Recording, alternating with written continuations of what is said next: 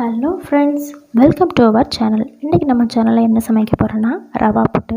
ரவா புட்டு செய்கிறதுக்கு என்னென்ன இன்க்ரீடியன்ட்ஸ் தேவையோ அதெல்லாம் நான் கொடுத்துருக்கேன், நீங்கள் நோட் பண்ணி வச்சுக்கோங்க. ஃபஸ்ட்டு ஒரு கடாய் எடுத்து அந்த கடாயில் 1 கப் ரவை சேர்த்துக்கலாம். ரவை சேர்த்ததுக்கப்புறம் ரவையை ஒரு மிதமான சூட்டில் நல்லா வறுத்து எடுத்துக்கணும். நல்லா வறுத்ததுக்கப்புறமா ரவையை நாம் ஆற விட்டுக்கணும். அதுக்கப்புறமா ஒரு கப் எடுத்து அந்த கப்பில் 1 டீஸ்பூன் சால்ட் சேர்த்துக்கலாம். சால்ட் சேர்த்ததுக்கப்புறமா அது கூடவே கொஞ்சம் தண்ணி ஆட் பண்ணி நல்லா மிக்ஸ் பண்ணி விட்டுக்கலாம். நல்லா மிக்ஸ் பண்ணதுக்கப்புறமா ஒரு பாத்திரம் எடுத்து அந்த பாத்திரத்தில் ஆல்ரெடி நம்ம வறுத்து வச்சுருந்த ரவையில் 1 கப் ரவை சேர்த்துக்கலாம்.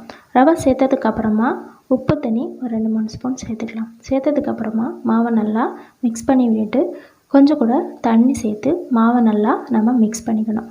மாவு கொஞ்சம் அதிகமாகவே தண்ணி சேர்த்து நம்ம மிக்ஸ் பண்ணி கொஞ்சம் உதிரியாக எடுத்து வச்சுக்கலாம். அடுத்ததாக புட்டுக்குடத்தை எடுத்து வச்சுக்கலாம். அதில் கொஞ்சமாக தண்ணி சேர்த்துக்கலாம். தண்ணியோட அளவு எவ்வளோன்னு பார்த்தீங்கன்னா 1/2 குடம் தண்ணி இருக்கணும். அப்போ தான் தண்ணி வற்றாமல் இருக்கும். நெக்ஸ்ட்டு ஸ்டவ் ஆன் பண்ணி விட்டுக்கலாம். இப்போது புட்டுக்குழலில் ஜல்லடையை சேர்த்துக்கலாம்.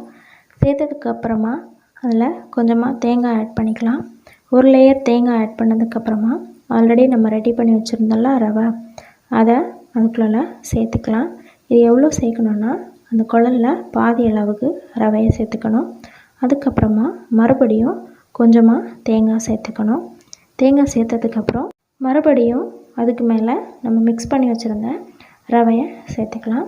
மேலே வரைக்கும் சேர்த்ததுக்கப்புறமா மேலே 1 லேயர் தேங்காய் வச்சுக்கலாம். தேங்காய் வச்சு அழுத்தக்கூடாது, அழுத்தாமல் லைட்டாக வச்சுக்கலாம். வச்சதுக்கப்புறமா அதோட மூடி வச்சு மூடிக்கலாம். இப்போது ஃபில் பண்ணி வச்சுருந்தால புட்டுக்குழல் அதை எடுத்துகிட்டு போய் நம்ம குடம் மேலே வச்சுக்கலாம். கரெக்டாக 15 மினிட்ஸ்க்கு அப்புறம் பார்த்திங்கன்னா அதிலேருந்து ஆவி வெளியில் வரும். இப்போ நம்ம புட்டு ரெடி ஆயிடுச்சுன்னு அர்த்தம். அதுக்கப்புறமா ஒரு பிளேட் எடுத்து வச்சு அதில் நம்ம குழல் உள்ள புட்டை ஒரு குச்சி வச்சு தள்ளணுன்னா அது அழகாக வெளியில் வரும். இப்போ சுட சுட புட்டு ரெடி ஆகிட்டு, இந்த சுடான புட்டு கூட நம்ம தேங்காய் பூவும் சீனியும் வச்சு சாப்பிட்டாலும் நல்லாயிருக்கும், அல்லது நாட்டு சர்க்கரை சேர்த்து சாப்பிட்டாலும் ரொம்பவே நல்லாயிருக்கும். நீங்களும் உங்கள் வீட்டில் ட்ரை பண்ணுங்கள். பிடிச்சிருக்குன்னா லைக் பண்ணுங்கள், சப்ஸ்கிரைப் பண்ணுங்கள், கமெண்ட் பண்ணுங்கள். Thank you friends.